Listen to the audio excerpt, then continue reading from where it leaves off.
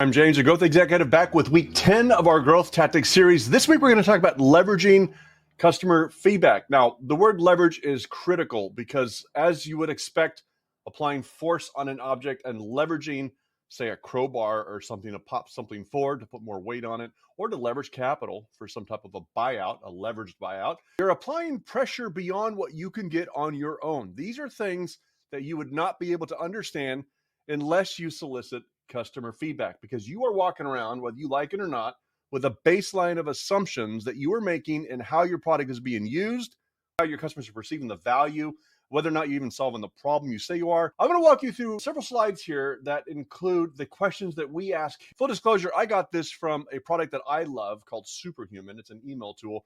And I got an email early on in my onboarding, and I absolutely loved it. Now, I've read books on feedback, product books, of course. They kind of get to the same thing, but I just like this particular format. So I grabbed a lot of those questions and then made a few slight tweaks myself, and I'll walk you through what those are. So the first thing, one of the brilliant question that I think is like incredible to ask up front is, how would you feel if product X went away? If your customer says, nah, somewhat disappointed or not at all disappointed, then that's a problem, right? They should be very disappointed. So we work very hard to understand what it takes for a customer to feel extremely disappointed or very disappointed that your product is going away. Now, as always, you just kind of want to understand why they answered that. It's going to be a little bit more open-ended questions at this point. But now, if you could no longer use product X, which is your product, of course, what would they use instead? Now, this is an important question because this helps you put you in the product category. I know with one of my startups early in my career, I was just convinced that I was solving a philosophical problem. I was using words to describe that problem. And finally, it just kind of hit me after, going down a path of product research and product-led growth and trying to understand like what is going on, that I was just using really complicated words. And everybody it kind of offended me a bit, but everybody kept suggesting a product. I'm like, we're not that product. That's not even a competitor. We're so much better than that. But look, if it smells like X, if it walks like X, and it talks like X, it's probably perceived as X. And that's important for you to understand, because that's how you're going to position the product, so that people at least understand what you're doing, right? Now, of course, my favorite question, I have a lot of favorite questions here, but one of my favorite questions here, because I'm a bias towards product development for value's sake, is where's the benefit?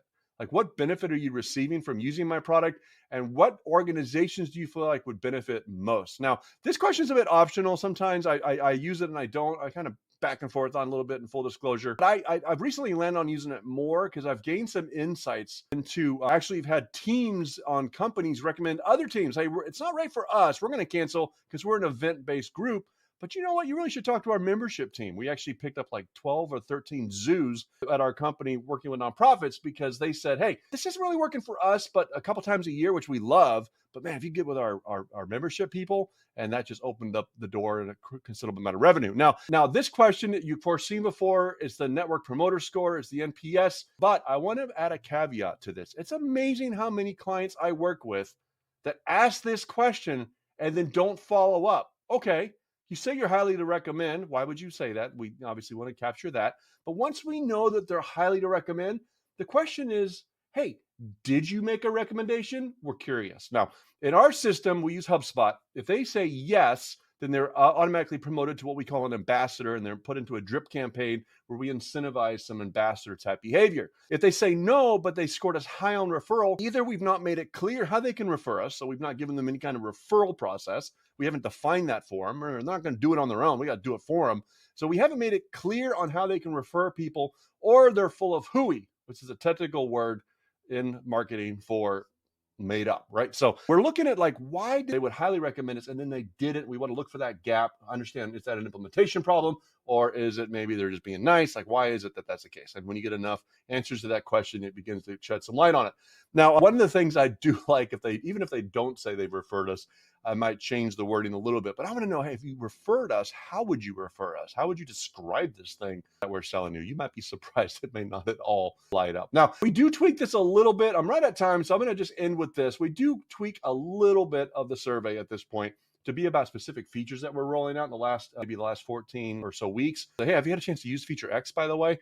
If so, how did we do? Did you get the results that you want, right? So in our case, if we're sending out, notifications, did it work as it should have, right? So, and this is really important for like green, yellow, red, and then your customer success team can dip in here. We're stuck and we need help. You better believe we reach out to them proactively, okay? All right. So one of the helpful things for me when I'm building a product is what have you used in the past and how does it stack up against that? And then, of course, the open-ended question, what can we do to improve? We've got some incredible insights there as well. I'm James, growth executive. Scan that QR code. We can jump on a quick call. If you want, reply this email and I'll shoot you a document with these questions laid out in it, even a sample survey you can take for yourself. I'm James at thegrowthexec.com. See you on the next video. Bye-bye now.